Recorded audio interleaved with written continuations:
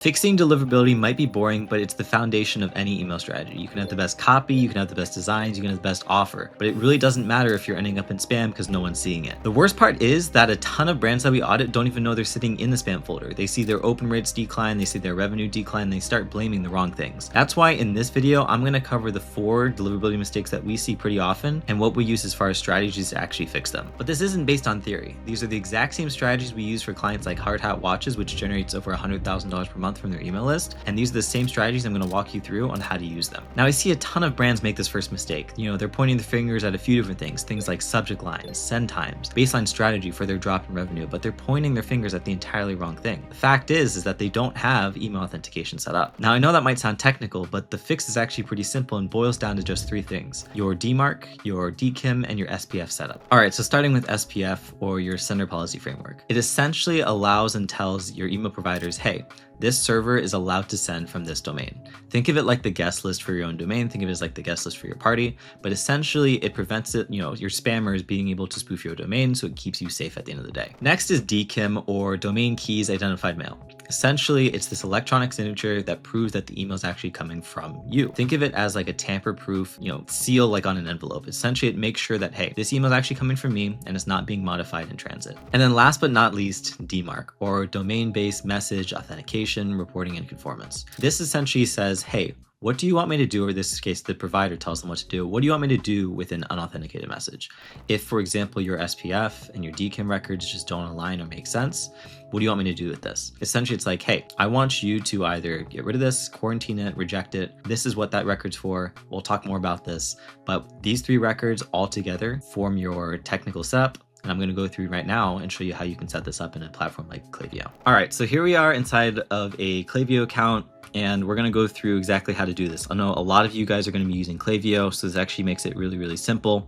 But when you set up a branded sending domain inside of Klaviyo, it actually does align your SPF and DKIM records through a subdomain. So this actually makes it really, really easy, really, really simple for you. So I'm just going to walk you through this and go through it right now. You're going to go to your settings. You're going to go through and go to click domains, and then you're going to hit over here once it loads, add domain. You're going to put whatever your website is here. You're going to select whatever your subdomain is here. In this case, we're going to do send.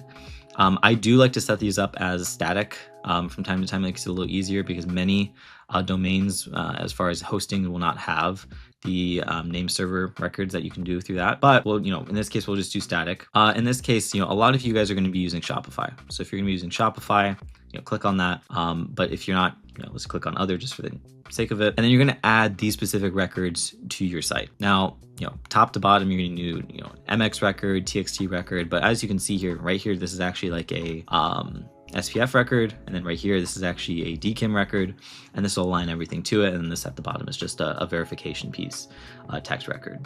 But that'll walk you through that. And then obviously if you're doing something that's different from Klaviyo, you might have to do a little bit something different, like if you're working through many of your other providers like a MailChimp, other things like that. You will have to create and work with them to set up your correct SPF records and your DKIM records in order to be aligned there. Now, one thing that's not included here, and I know that from time to time this actually does pop up inside of Klaviyo within their different menus, is actually setting up what we talked about, which is that DMARC record. So DMARC record that you're going to want to set up, and this is just to start.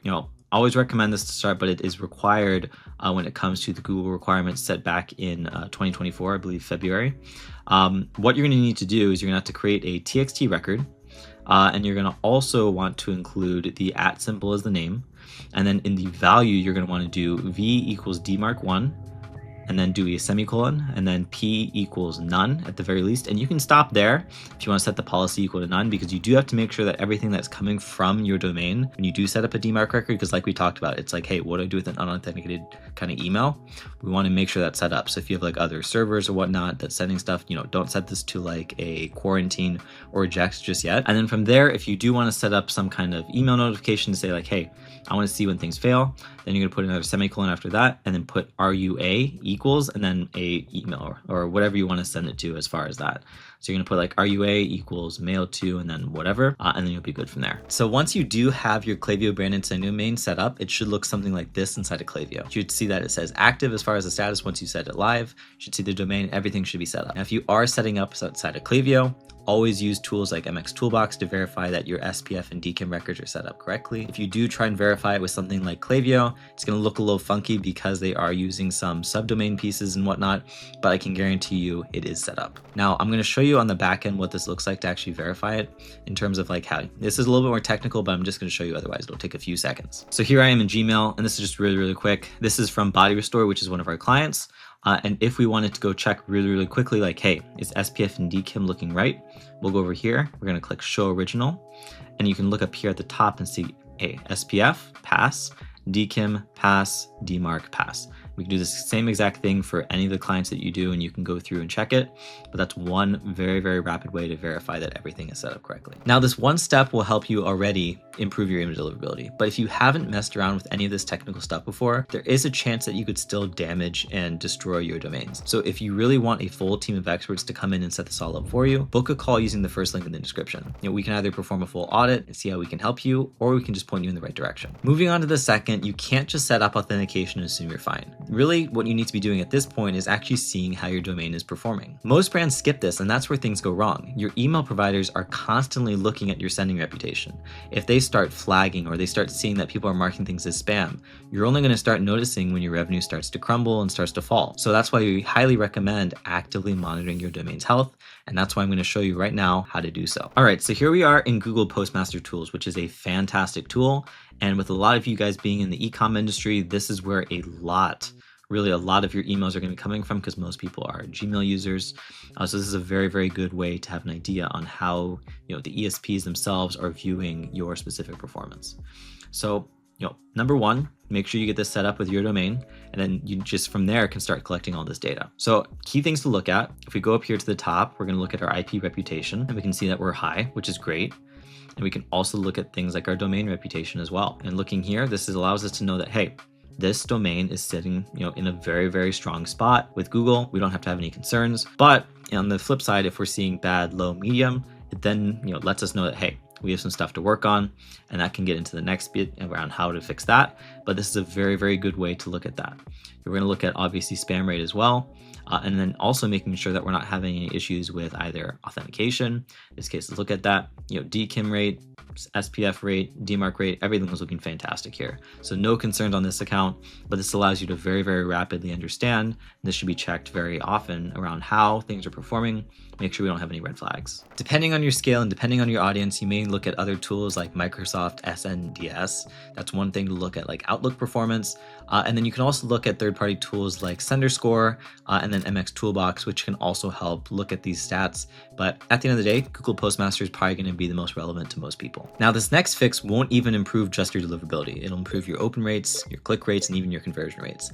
And that is segmenting your email list. See, after auditing hundreds of Klaviyo accounts, I can by far and definitively say that failure to segment is the quickest way to destroy your sender reputation. Email providers track how people engage with your emails. So if you're sending to a bunch of people who either just aren't opening it, aren't clicking on it, aren't engaging with it whatsoever, that's a big red flag to the email provider. They're going to start flagging you and start marking you as spam. So even your best customers aren't even getting your emails.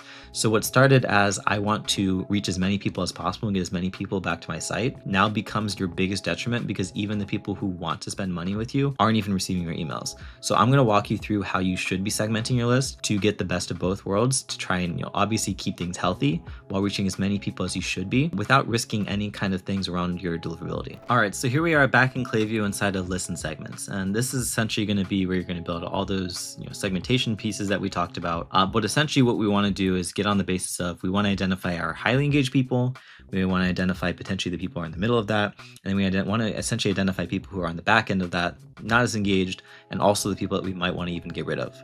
So when it comes down to it, what is very typically used is a 30-day engaged segment. In this case, we define it as a person can receive email marketing. They've opened an email in the last 30 days where the Apple privacy open is false. This is a key thing here, because I do not want specifically a false engagement signal to be included in this. So that's an entirely other topic, but make sure that that's set up there because we want real opens to count towards this. We also want to do clicked email in the last 30 days and then active on site. These three things allow us to kind of really identify like who's really engaged with the brand within the last 30 days. I consider this highly engaged. These are the people we want to be emailing the most because they do want to hear from us and they are engaging very, very positively with what's being sent out. As you go up, you go to 31 to 60, which is actually a mutually exclusive audience. We actually exclude all the people from the 30-day engage using these definitions down here, which is to exclude anybody who's opened, last 30, whatever it might be down there. But as we go up, to 61, 90, 91 to 80, these are the people that are less engaged. So this is where you get to the point of, getting down to that moderate 31 to 60 up to that 91 to 180, which is like that low engagement. And that's where you want to obviously be catering messaging to either more of a win-back scenario type of approach where you may have a flow set up for that. But these are the people you want to be emailing a little bit less, because if you do start emailing them, they're probably not going to engage as much as your 30-day. And that gives, obviously, like we talked about, that red flag signal to those email providers. We do want to exclude and look at suppressing potentially people. This is an entire thing as well. Potentially inactive customers, inactive prospects. These are the people you even want to get rid of on your list, just when it comes to talking about list health in general. So from that standpoint, you can obviously add more things around behavioral segmentation based off of what either people have purchased. This is an entirely different topic as well, but getting into that kind of stuff does help with it. But at the end of the day, really what we're after is people that we want to engage with. Have to be people that have shown some kind of interest in the emails, because otherwise we're sending it to them with the possibility that, hey, they're not actually interested in that. And like we talked about before, that leads to red flags, and we definitely don't want to get put in a position where we're, having our best emails going to spam, because like we said, it's an opportunity cost thing. Even your best customers then at that point aren't even seeing your emails, and we highly want to avoid that. Now you've set up authentication, you've cleaned your list, and at this point, you've also fixed your segmentation. Now you need to be tracking the right metrics, because at this point, your deliverability can still take a hit. And this is where most brands kind of fall short, because most, at this case, don't even realize what's happening until it's too late. So as a result, we track 3 specific categories for every client. Number 1, deliverability. Are people actually seeing the emails that you're sending? Number 2, engagement. Are people actually, engaging with the emails? Are they actually active? And then number 3, which is list growth. Are you growing or are you decaying? When you monitor these things consistently, you're actually going to catch the issues before they start to impact revenue and not after. So now I'm going to show you what to track and how often you should be doing so. So depending on your setup, you're going to want to have some kind of deliverability dashboard. You're going to be looking for some key things in this case. Whatever you decide is like your target inbox placement rate. In many cases, I might recommend something like 85%. In many cases, this does depend on the industry you're in, because many are obviously more promotion heavy. Some maybe not as much, but just depending on that, work off of that target. Always keep your target hard bounce rate below 1%. Anything higher is that spells some disaster around, making sure that people are actually receiving said emails. And then obviously target a very, very low spam complaint rate. I always target something below 0.01%. If you're good on that point, then you should be good to go there. As far as things that you should be looking at weekly and monthly, obviously be looking at that inbox placement rate on a weekly basis, the spam folder rate also on a weekly basis. Hard bounce rate, also be doing that on a weekly basis. And I recommend having some actual segments inside Klaviyo to exclude some of those hard bounce rates or hard bouncers, just do that. And then obviously, like we said, when we went through Google Postmaster, look at those success percentages. And if you have like a tool like a litmus or whatnot, obviously make sure too you're not on any blacklists. Daily, whenever you're going to send any kind of campaigns and whatnot, look at your open rates, look at your click-through rates, look at your unsubscribe rates. Those are the key things you should be doing anyway. Whenever you're looking at any kind of campaign sending and segmentation, definitely look at that. As we continue going down here, other things that you should be looking at on a monthly basis when it comes to list health is looking at things like your list growth rate. Are you growing more than 5% monthly? Are you going in a negative direction? Start looking at, figure out what's going wrong here. What do I need to potentially turn around? Do I need to be looking at new potential avenues for getting more people? Look at your engagement decay. And what I mean by looking at that is make sure there's not too much decay in terms of people going from like your 30-day up to your 31 to 60-day. If you see a big movement of people going through that, then that probably is indicating that there either is a deliverability issue around people either not seeing the emails altogether, or it might be a content issue. These are still good things to look at. Also looking at your active ratio of people who are, looking at, let's say you have a bunch of people, right? How many of those are actually engaging within the last 90 days. If you have a huge list and at the end of the day they're not engaging, then you have a pretty unhealthy list. You need to start either potentially sunsetting a lot of those people in all honesty, or even potentially tightening up that segmentation and catering that that content to them. Always be looking at your revenue per email. If you're starting to see a big drop off on it, there might be some underlying issues. So those are just some things to be looking at on a weekly, daily, and monthly basis. Now with all that information, you should have everything that you need in order to stay out of the dreaded spam folder. At the end of the day, email delivery is just a small part of making money from email marketing. You still have to come up with the campaign strategies, you still have to design all the emails, and you still need to know exactly what flows to set up. So if this is you and this is something you need help with, feel free to book a call using the first link in the description. We can have a chat, we can audit the account, we can figure out exactly what might be appropriate for you. And if you want to see the exact campaign strategies and flow strategies that we use, I actually have an entire video going over all of that right here. And if you want to view that, I'll see you right there. Now, if you enjoyed this video, I would appreciate a thumbs up and a like on the video. And if you want to see more content like this, feel free to subscribe as well, because I'm going to be coming out with a lot more. With that being said, I'll see you next time.